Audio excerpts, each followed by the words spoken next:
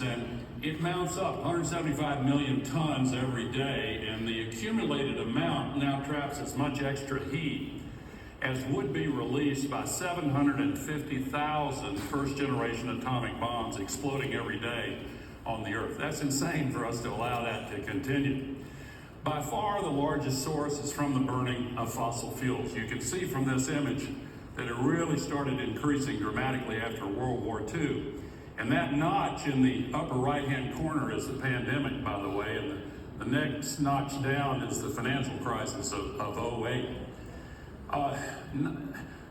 93% of this goes into the oceans, but the atmospheric temperatures are reaching record levels every single year. Last year, as Imway said, was the hottest year ever measured by a lot.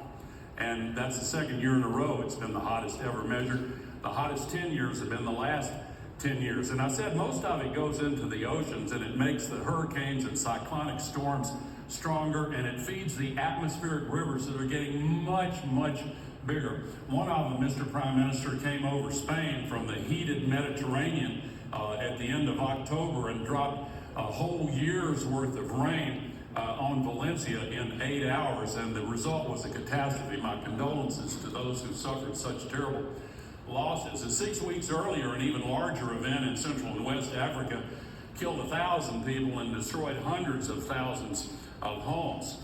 In the United States, we had a huge storm. It affected my home state, but North Carolina got the brunt of it. It dropped as much water as the entire full flow of Niagara Falls over 600 days in just a couple of days. Really incredible. The same week, by the way, a similar event killed hundreds of people in Kathmandu, in Nepal. The heat is killing a lot of people. In the Hajj last summer, 1,300 people killed, and the combination of heat and humidity is making more of the earth physiologically unlivable for human beings. Relatively small areas are in the unlivable category now, but they're growing. And if we do not start reducing emissions, we could see within 50 years very heavily populated areas becoming physiologically unlivable, with a huge increase in the flow of climate migration across international borders.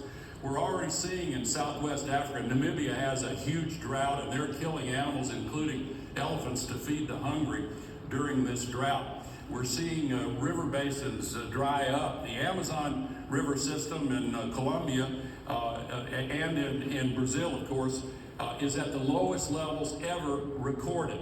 It really is a catastrophe. And of course, the drought and the heat makes the fires more common and more prevalent. We've seen it in Australia and Greece. I could go around the world and show you these, but 2 weeks ago in Los Angeles, we had dozens of people killed. They're still searching for the bodies. 12,000 properties in Los Angeles were burned up. It's going to take years for them to recover. This was a hydroclimate whiplash. The previous 2 winters had heavy rainfalls that surged the vegetative growth, but then in March the rain stopped, and they had had hardly any rain for the last 10 months. And so that was fuel for the fires, and the Santa Ana winds, 160 kilometers per hour, fed this fire. Globally, the extreme weather events related to climate have cost $3.5 trillion over the last decade. That's an increase of almost $800 billion over the previous decade, and the increase is not linear, it's exponential. Last week, just 6 days ago, the Financial Stability Board in Basel warned of financial panics being triggered by the loss of property values. 2/3 of wealth in the world is property. The Economist back in April had this cover story warning of $25 trillion of losses in the world housing market, 15% of the total over the next 25 years. How long is it going to take us to wake up and say, we have got to get this under control? How do we control it? Well, the old saying, you can only manage what you measure, is the reason that we formed Climate Trace, which now measures exactly where all of the global warming pollution is coming from.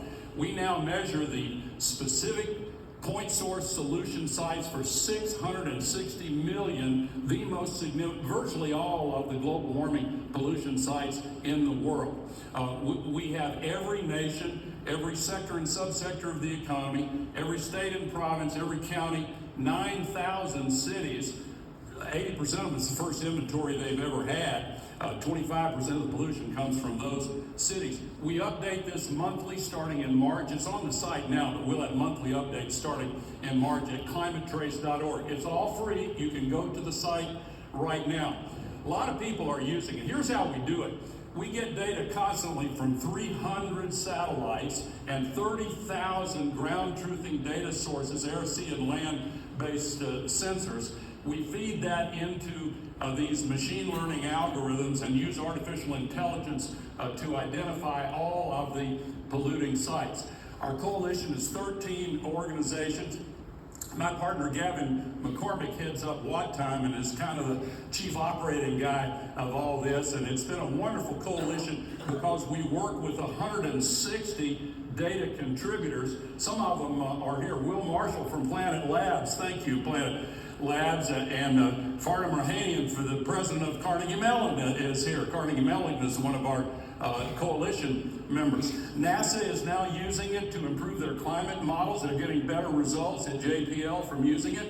The World Bank, IMF, UNDP, UNEP, a lot of nations and NGOs are using it. And we're seeing a lot of corporates begin to use it in order to reduce carbon emissions in their supply chains. Here's an example with steel. You can get steel from a blast furnace mill or an electric arc mill, and the difference in pollution may be 16 times greater per ton if it's blast furnace. If we converted the blast furnace mills to electric arc, which are more efficient and better anyway, we could reduce emissions by a huge amount. Here are two mills, both operated by Nippon Steel. They get an 88% reduction by going to electric arc furnaces. And by the way, the blast furnace mills, they have to be relined every 20 years. More than a third of them are coming up for relining in the next 5 years. Why don't we organize ourselves to convert those blast furnace mills to electric arc while they're shut down anyway? We could save an enormous amount, 21 billion tons by 2050 if we just made that change. And artificial intelligence, of course, is now increasing electricity demand.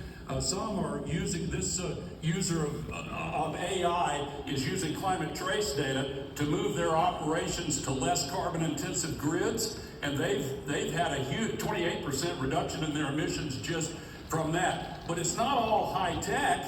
In fact, the emissions from landfills around the world is 14 times greater than all of the AI data centers, 4 times greater than all the data centers of any kind. By the way, Andrew Forrest's Minderoo Foundation is our partner in getting this landfill data. If you just cover the landfills, it's not high tech. You can reduce the emissions by 70%. That's the difference between this uncovered landfill in Nigeria and this covered landfill in Los Angeles. We're finding a lot of data that's been hidden from view in the past. Shipping, for example, and fishing. They have these automatic identification systems, but some unsavory types turn them off and try to hide. We see them, we track them. We include that data along with all the rest. We're also finding previously hidden data from the fossil fuel industry. We're seeing this is the only sector where this has been such a persistent problem. Here's what has been reported to the UN, and here's what we've actually measured. 4 times more emissions than are being reported. Only sector where that's the case. So we're also now, for the first time, able to measure the particulate pollution, which comes in this combustion process and kills 8.7 million people a year just from the burning of fossil fuels. This is Cancer Alley, an 85-mile stretch from Baton Rouge to New Orleans. Here's one of these sites. The area is color-coded to show where the majority black population is in green. See where the emissions are going? There are a lot of reasons for this, but environmental justice has to be at the heart of the energy transition and the sustainability revolution. Here's the whole of Cancer Alley.